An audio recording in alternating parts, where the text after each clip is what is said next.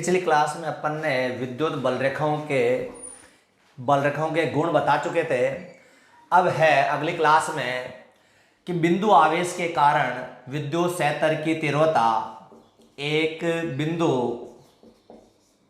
आवेश के कारण विद्युत क्षेत्र की तीव्रता,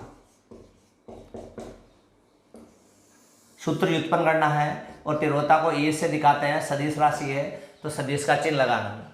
एक बिंदु आवेश के कारण विद्युत क्षेत्र की तीव्रता, एक बिंदु दे दिया, ये बिंदु Q, ए के ऊपर बिंदु ए है, बिंदु ए पर एक Q आवेश है।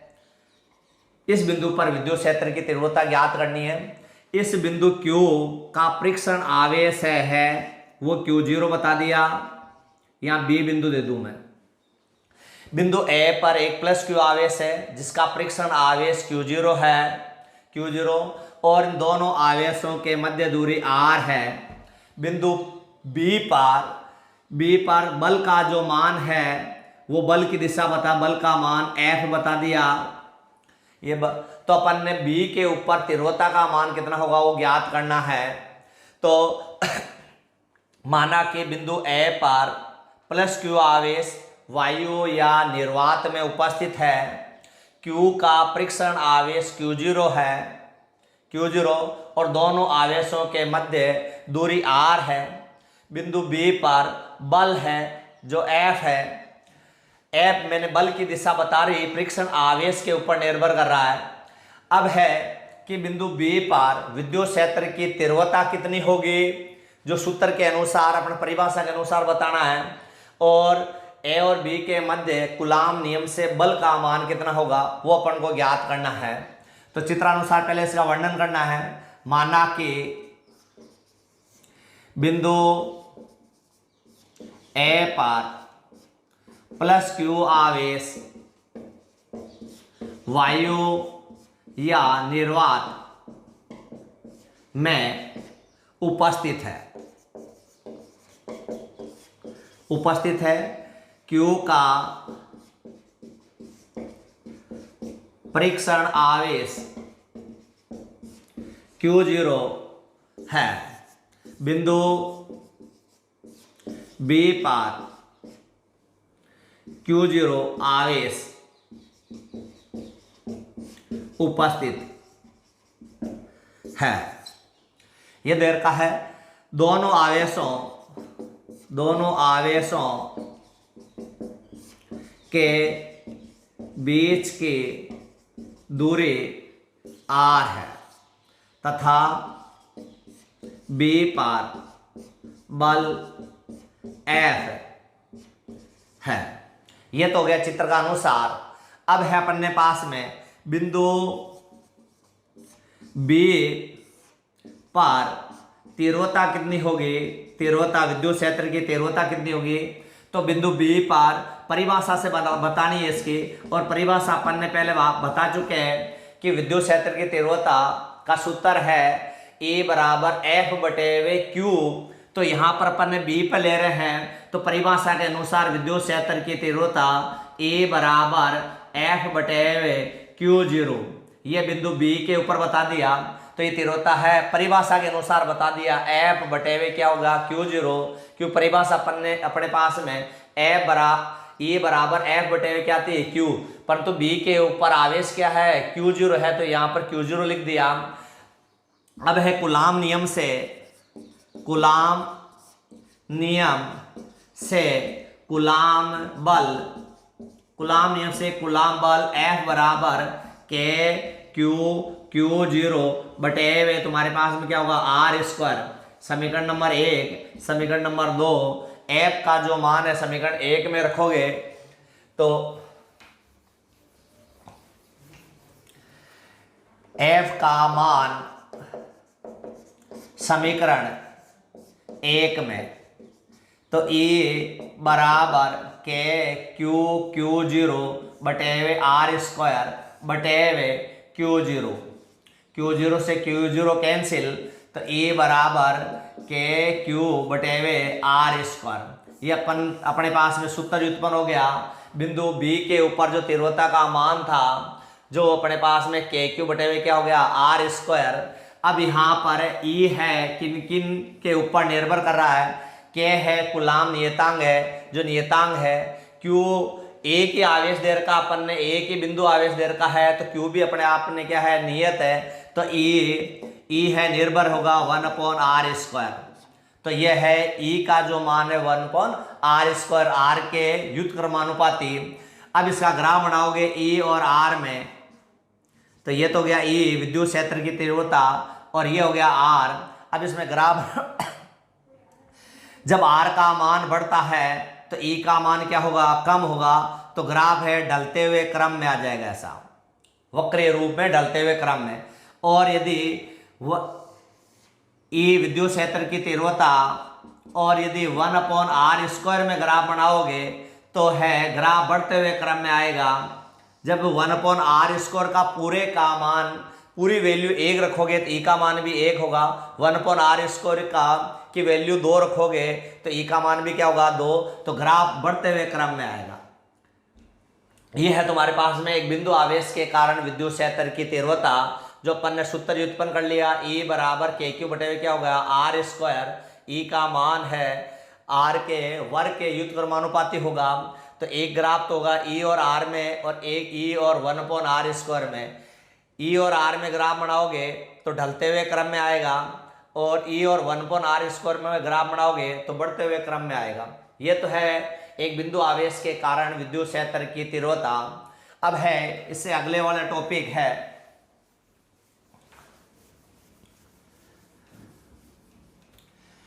विद्युत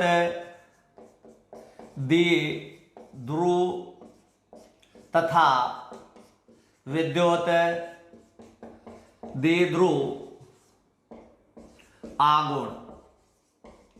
ये टॉपिक दे रखा आगे वाला, विद्युत द्विध्रुव तथा विद्युत द्विध्रुव आघूर्ण। ये क्या है? सबसे पहले तो विद्युत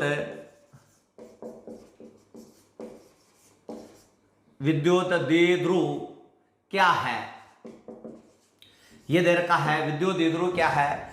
तो इससे परिभाषा होगी विद्युत द्विध्रुव की। विद्युत द्विध्रुव ये दे रखा है, विद्युत द्विध्रुव है प्लस आवेश और माइनस आवेश और इनके मध्य की दूरी दे रखी है 2 है।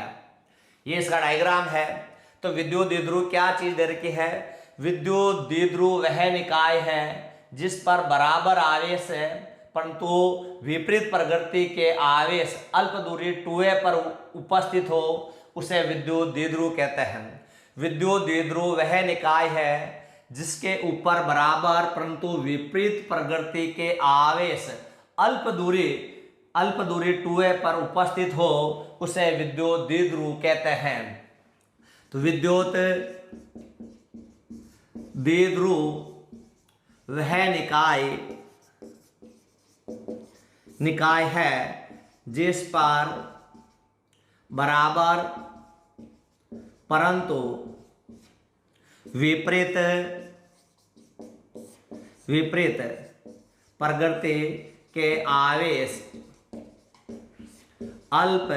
अल्प दूरी 2a पर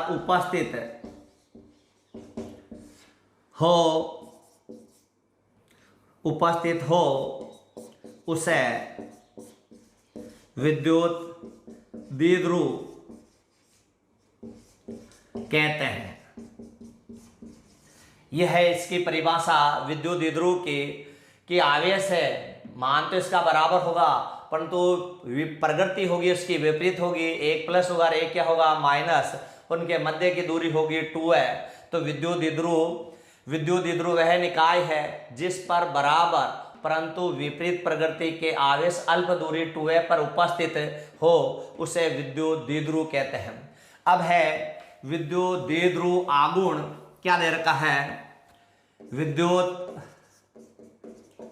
द्विध्रुव आघूर्ण, विद्युत द्विध्रुव आघूर्ण को P से दिखाते हैं और एक सदिश राशि होती है यह। तो विद्युत द्विध्रुव आघूर्ण प्लस आवेश माइनस आवेश और इनके मध्य दूरी 2a होगी। तो विद्युत द्विध्रुव आघूर्ण का सूत्र है P बराबर Q और ये 2a है। यह सदिश राशि होने के कारण P सदिश लगाओगे तो विद्युत द्विध्रुव आघूर्ण का परिभाषा है कि आवेशों का परिमाण Q तथा इनके मध्य दूरी 2a के गुणनफल को विद्युत द्विध्रुव आघूर्ण कहते हैं। आवेशों का परिमाण Q तथा इनके मध्य दूरी 2a के गुणनफल को विद्युत द्विध्रुव आघूर्ण कहते हैं। यह तो है इसकी परिभाषा। विद्युत द्विध्रुव आघूर्ण एक सदिश राशि होती है, सदिश राशि, और विद्युत द्विध्रुव आघूर्ण की जो दिशा है ऋण आवेश से धन आवेश की ओर होगी, ऋण आवेश से धन आवेश की ओर। और विद्युत द्विध्रुव आघूर्ण का जो मात्रक है वो कूलाम इंटू मीटर होगा, कूलाम इंटू मीटर, और मात्रक होगा उसी के अनुसार फिर विमा देनी पड़ेगी। तो परिभाषा है आवेशों का परिमाण तथा इनके मध्य दूरी 2a के गुणनफल को विद्युत द्विध्रुव आघूर्ण कहते हैं, द्विध्रुव आघूर्ण कहते हैं। ये एक सदिश राशि होती है विद्युत द्विध्रुव आघूर्ण एक सदिश राशि होती है। दिशा है इसकी, दिशा है ऋण आवेश से धन आवेश की ओर होती है। यह है इसकी दिशा। और ये बार बार पूछा जाता है एग्जाम में, विद्युत द्विध्रुव आघूर्ण की दिशा प्रदर्शित कीजिए, तो ऋण आवेश से धन आवेश की ओर होती है। इसका मात्रक है P का जो मात्रक है वो आवेश दर का है, तो आवेश को कूलाम और दूरी दर की है उसको मीटर से, तो ये कूलाम इंटू मीटर। और यदि आवेश को अपन ये भी जानते हैं सूत्र के अनुसार Q इजिकल टू I और T, SI पद्धति में कूलाम, आवेश का मात्रक कूलाम, और ये एम्पियर धारा दे रखी, धारा को एम्पियर इंटू क्या होगा सेकेंड।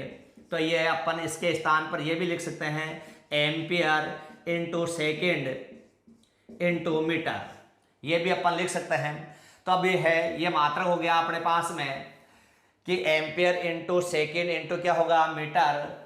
तो विमा क्या होगी इसकी, विमा होगी तुम्हारे पास में, द्रव्यमान है नहीं, m की पावर 0, मीटर दे रखा है l की पावर 1, सेकंड दे रखा है t की पावर 1, और एम्पियर को a से लिख दिया। तो इसकी विमा होगी तुम्हारे पास में m0 l1 t1 a की पावर 1। तो ये विमा होगी तुम्हारे पास में। अब है विद्युत द्विध्रुव क्या है, विद्युत द्विध्रुव आघूर्ण क्या है, ये मैंने बता दी परिभाषा। अब है ध्रुव की भौतिकता की महत्व क्या दे रखा है, ध्रुव की भौतिकता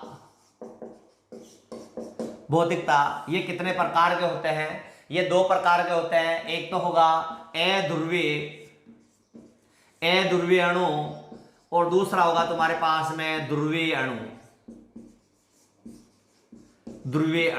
ये 2 है, अध्रुवीय अणु और ध्रुवीय अणु क्या है। तो सबसे पहले अध्रुवीय अणु क्या है, अध्रुवीय अणु है, अध्रुवीय अणु का ये चित्र दे रखा है प्लस और माइनस, ये चित्र दे रखा है जब किसी अणु में धन और ऋण आवेशों का वितरण समान रूप से हो, इसमें जो गोलाकार दे रखा है उसमें समान रूप से वितरण हो, तथा इनका प्रभावी केंद्र एक ही हो, धन और ऋण आवेश का बिंदु एक ही बिंदु के ऊपर हो, उसको बोलते हैं अध्रुवीय अणु। जब किसी अणु में धन आवेश तथा ऋण आवेश का प्रभावी केंद्र एक ही हो उसको बोलते हैं अध्रुवीय अणु। और आवेशों का वितरण भी समान रूप से होता है इस गोले के अंदर, तो अध्रुवीय अणु होता है। अध्रुवीय अणु का उदाहरण दे रखा है H2O2 CO2। तो ये अध्रुवीय अणु की परिभाषा है, जब किसी अणु में धन तथा ऋण आवेशों का प्रभावी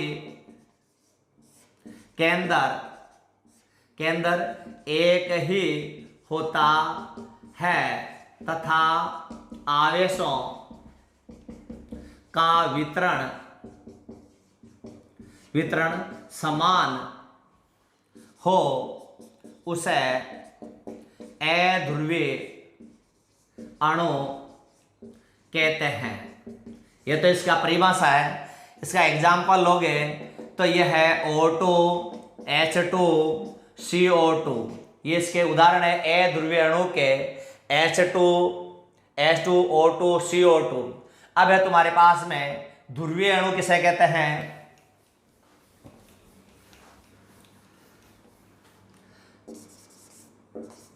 ध्रुवीय अणु परिभाषा वही है कि अपने पास में उसका प्रभावी केंद्र एक होता है, जिसका प्रभावी केंद्र क्या होगा? भिन्न भिन्न होगा।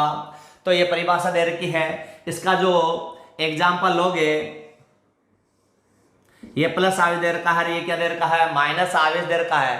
तो प्रभावी केंद्र एक नहीं होगा, भिन्न भिन्न होगा उनका, और आवेशों का वितरण भी असमान होगा। उसमें तो एक गोला दे रखा है, गोले के केंद्र पर प्लस और क्या था? माइनस आवेश था। इसमें तुम्हारे प्लस आवेश और माइनस आवेश अलग अलग है, तो आवेशों का वितरण भी क्या होगा? अलग अलग होगा। तो इसकी परिभाषा है, जब किसी अणु में धन तथा ऋण आवेशों का प्रभावी केंद्र भिन्न भिन्न हो तथा आवेशों का वितरण असमान हो उसे ध्रुवीय अणु कहते हैं। ये कह रखा है, जब किसी अणु में धन तथा ऋण आवेशों का प्रभावी केंद्र भिन्न हो तथा आवेशों का वितरण असमान हो उसे ध्रुवीय अणु कहते हैं। एग्जाम्पल लोगे तो HCl H2O AgNO3 इत्यादि इसके क्या है? उदाहरण है। HCl H2O AgNO3 ये इसके क्या दे रखा है? उदाहरण दे रखा है। ये तो था ध्रुवीय विद्युत द्विध्रुव तथा विद्युत द्विध्रुव आघूर्ण। मैंने विद्युत द्विध्रुव क्या है वो पहले बता चुका। विद्युत द्विध्रुव आघूर्ण क्या है, सूत्र के अनुसार इसकी परिभाषा बता दी, परिभाषा मात्रक बता दिया, दिशा बता दी, और एक सदिश राशि होती है। फिर दे रखा है ध्रुव की भौतिकता क्या दे रखी है, वो दो प्रकार के और का है, एक तो अध्रुवीय अणु और ध्रुवीय अणु। अध्रुवीय अणु किसे कहते हैं, उदाहरण बता दिया। ध्रुवीय अणु क्या है, इसका भी मैंने परिभाषा बता दी और इसके उदाहरण बता दिया। अब दे रखा तुम्हारे पास में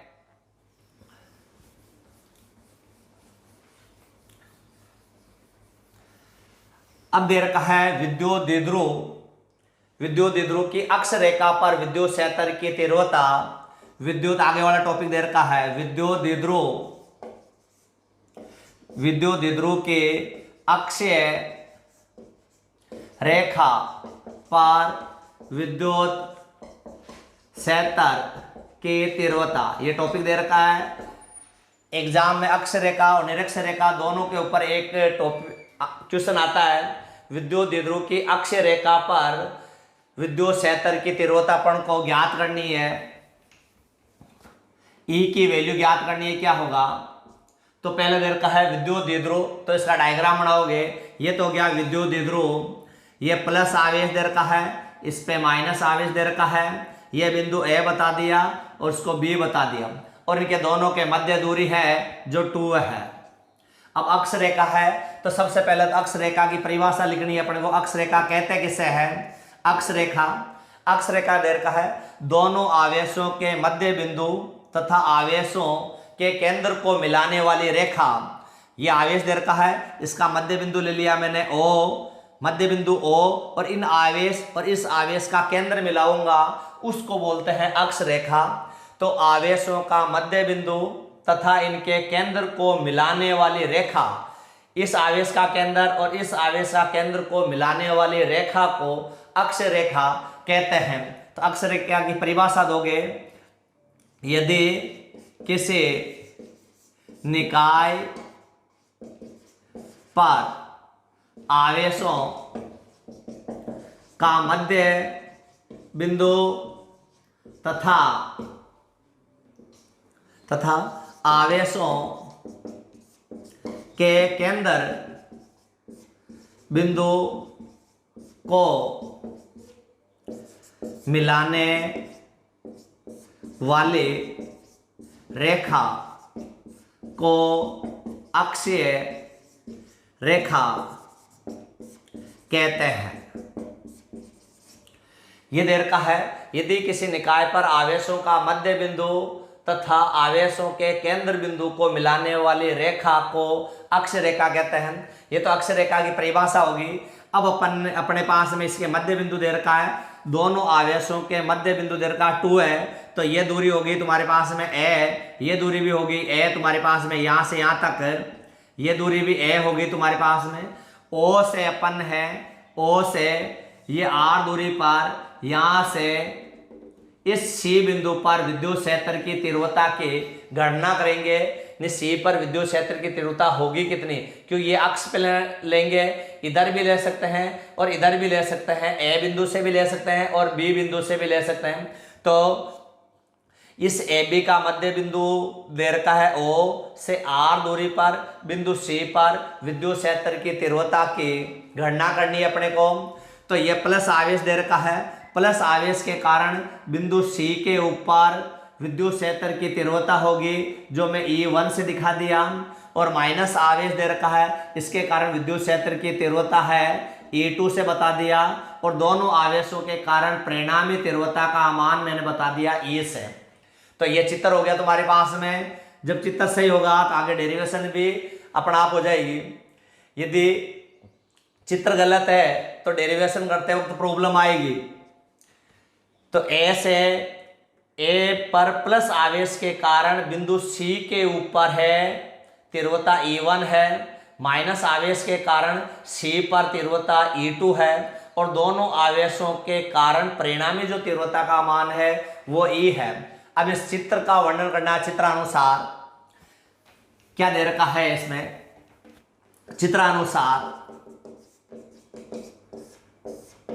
चित्रानुसार माना कि विद्युत द्विध्रुव निकाय पर, क्योंकि विद्युत द्विध्रुव निकाय पर प्लस तथा माइनस आवेश उपस्थित है और दोनों के मध्य दूरी 2 है, तो कार्यत बल है प्लस माइनस QE होगा, प्लस माइनस क्या होगा QE होगा। AB का मध्य बिंदु O से R दूरी पर बिंदु C पर विद्युत क्षेत्र की तीव्रता की अपन के गणना करेंगे। तो A बिंदु के कारण C पर तीव्रता का मान कितना होगा, बिंदु B के कारण C पर विद्युत क्षेत्र की तीव्रता का मान कितना होगा वो अपन ने बताएंगे। तो सबसे पहले चित्र का वर्णन करोगे। माना कि AB एक विद्युत द्विध्रुव निकाय है जिस पर प्लस माइनस Q आवेश उपस्थित है तथा इनके मध्य दूरी 2 है। AB का मध्य बिंदु O से R दूरी पर बिंदु C पर विद्युत क्षेत्र की तीव्रता की गणना करते हैं। ये विद्युत क्षेत्र की तीव्रता की गणना करते हैं। ये तो है चित्र का वर्णन, अपन ने जो मैंने चित्र का वर्णन कर दिया।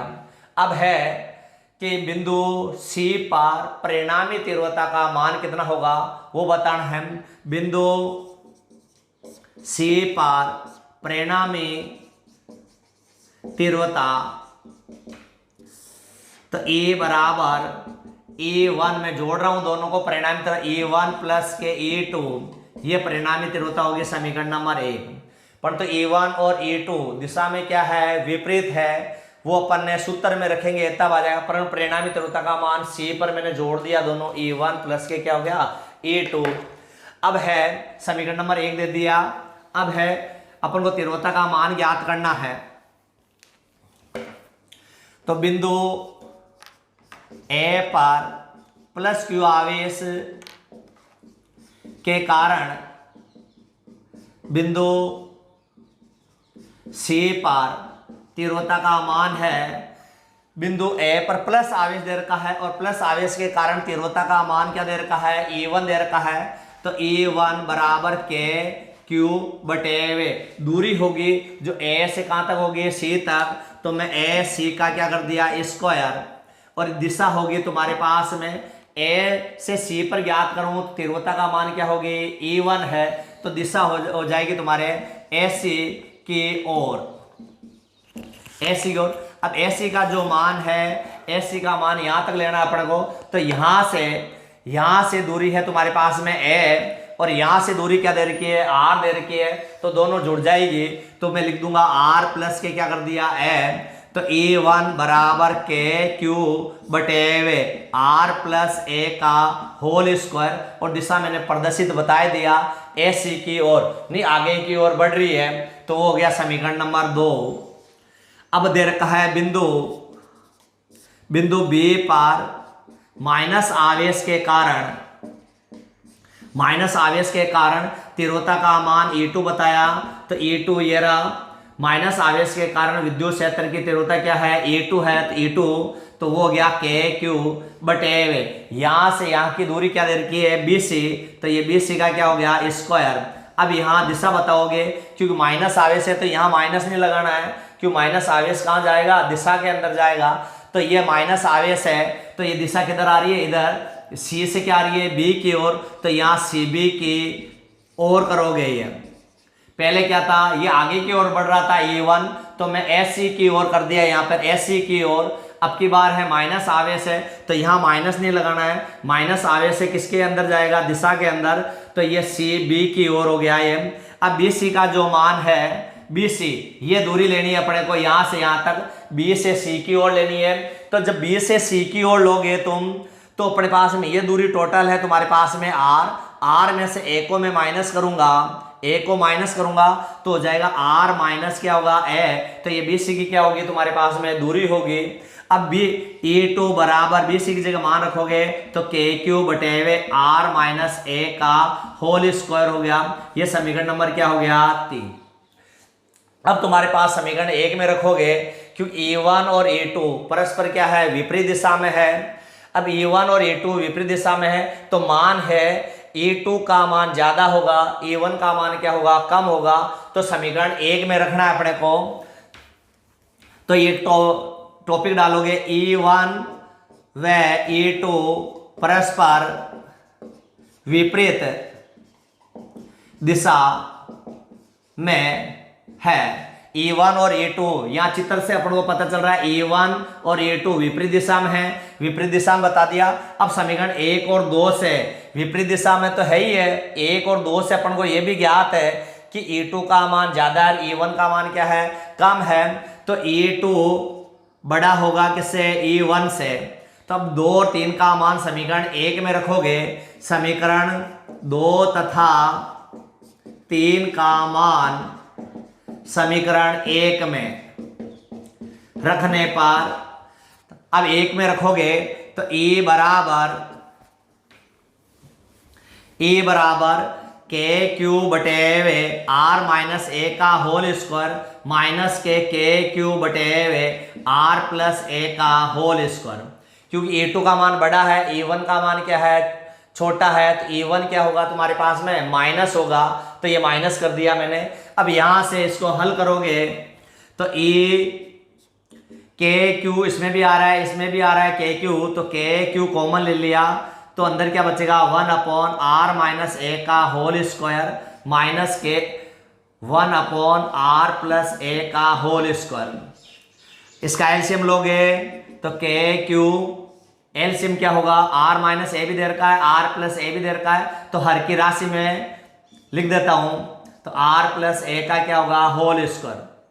तो r माइनस ए का होल स्क्वायर का इसमें भाग दोगे तो ये एक बार जाएगा, तो r प्लस ए का होल स्क्वायर बच जाता है, तो r प्लस ए का होल स्क्वायर माइनस प्लस वाली राशि गई तो माइनस वाली राशि आ जाएगी, तो r माइनस ए का होल स्क्वायर।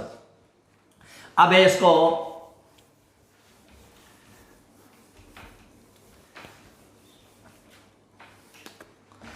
अब ये E बराबर के क्यू ये दे रखा है, तो E बराबर के क्यू ब्रैकेट है, तो इस a प्लस बी का होल स्क्वायर से खोलोगे तो r स्क्वायर प्लस के a स्क्वायर प्लस के 2ar होगा, माइनस इसको भी a माइनस बी के होल स्क्वायर से खोलोगे तो r स्क्वायर प्लस के a स्क्वायर माइनस के 2ar होगा, और हर की राशि है जैसे का जैसे लिखोगे r माइनस ए का होल स्क्वायर r प्लस ए का होल स्क्वायर।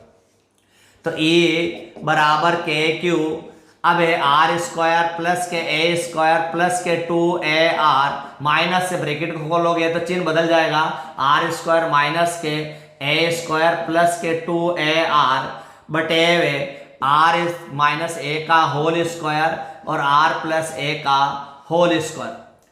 ये राशि दे रखी है, ये और ये चली गई, राशि कैंसिल हो गई, बच्चा तुम्हारे पास में E बराबर के क्यू और 2ar और 2ar 4ar बटे इसको मैं, ये एक बार माइनस में आ रहा है एक बार प्लस में आ रहा है, तो a square minus b square का सूत्र लगाऊं मैं तो ये हो गया r minus a square r square minus a square, और इसका क्या कर दूं मैं होल स्क्वायर। एक बार राशि प्लस में आ रही है एक बार माइनस में आ रही है, तो सूत्र का अपन को पता है ए स्क्वायर माइनस बी स्क्वायर का सूत्र होगा ए प्लस बी ब्रैकेट ए माइनस बी, तो सूत्र का प्रयोग कर दिया मैंने। अब यहां से हर की राशि में मैंने मान लिया r का मान बहुत ही बड़ा है a से, तो a को नगण्य मान सकता हूं केवल हर वाली राशि को, हर में r का मान बहुत ही बड़ा दे रखा है a से, तो r है बड़ा है a से, तो a को नगण्य मान सकते हैं केवल हर वाली राशि को, तो E बराबर के क्यू, और इसको मैं तोड़ रहा हूं 2a और 2r, एक ही बात है, इसको मैंने 4ar को मैंने तोड़ लिया 2a और 2r में, और ये दे रखा है, ये शर्त की पालना करूंगा तो r स्क्वायर माइनस 0 का होल स्क्वायर, तो E बराबर आ जाएगा तुम्हारे पास में के क्यू 2a और ये 2r बटे r की पावर क्या होगी 4 हो जाएगी है। अब ये जो दे रखा है ये अपने एक परिभाषा आ गई तुम्हारे पास में, विद्युत द्विध्रुव आघूर्ण किसकी वैल्यू है, ये P की वैल्यू है, तो E बराबर अपने पास में हो गया के P और ये 2r बटे r की पावर क्या होगी 4, इससे एक पावर कट जाएगी कितनी बची 3, तो E बराबर तुम्हारे पास होगा के P 2 बटे क्या हो गया r की पावर 3, तो E बराबर में सदिश राशि के 2 के P बटे क्या हो गया r की पावर 3। अब यहां से E भी सदिश राशि है P भी क्या है सदिश राशि है, अब दोनों का मान होगा कितना, ये मान दिशा बतानी है दोनों की संयुक्त रूप से दिशा कितनी होगी, तो E है 2 कांस्टेंट नंबर राशि है, K भी कांस्टेंट नंबर राशि है, P भी कांस्टेंट नंबर राशि है, तो E का जो मान है E समानुपाती है 1/r³ के होगा। अब इसमें ग्राफ बनाएंगे तो ग्राफ होगा तुम्हारे पास में E और ये तुम्हारे पास में R में, तो ये R का मान बढ़ने पर E की वैल्यू क्या होगी कम होगी, तो ग्राफ एक ढलते हुए क्रम में आएगा, ये ग्राफ हो गया ढलते क्रम में। अब यहाँ पर है दिशा बतानी है तुम्हारे पास में E की दिशा और P की दिशा, क्योंकि ये भी तुम्हारे सदिश राशि है P भी तुम्हारे पास में क्या है सदिश राशि है, तो इनकी दोनों के संयुक्त रूप से दिशा किधर होगी, तो विद्युत क्षेत्र की दिशा, विद्युत द्विध्रुव आघूर्ण की दिशा अक्ष के अनुदिश होगी, क्यों चित्र में अपन को बता रखा E1 और क्या होगा E2, और परिणामी तीव्रता अपन ने चित्र में बताया E है, तो दिशा अक्ष के क्या होगी, अनुदिश होगी। तो E अलग अलग बताओ, E तथा P की दिशा अक्ष के अनुदेश होती है। अक्ष से कहाँ होगी, अनुदेश। ये लिखना है अपन को, क्योंकि अपन ने सूत्र में पहले E बराबर 2kp/r³ आया। E भी एक सदिश राशि है, P भी एक सदिश राशि है, तो इनके संयुक्त रूप से दिशा कितनी होगी, तो E तथा P की दिशा अक्ष के क्या होगी, अनुदिश होगी। या तो x अक्ष से अनुदिश होगी या x डैश के अनुदिश होगी। ये मैंने चित्र से बता दिया, पूरा ग्राफ भी बता दिया, दिशा भी बता दिया, और उसमें जो सूत्र व्युत्पन्न हुआ वो सूत्र भी आ गया तुम्हारे पास में, A बराबर 2kp/r³, ये आ गया। इससे आगे वाला टॉपिक दे रखा है। अब ये तो अक्ष रेखा के कारण विद्युत क्षेत्र की तीव्रता ही। अब है आगे वाला टॉपिक कि निरक्ष रेखा के कारण कितना होगा,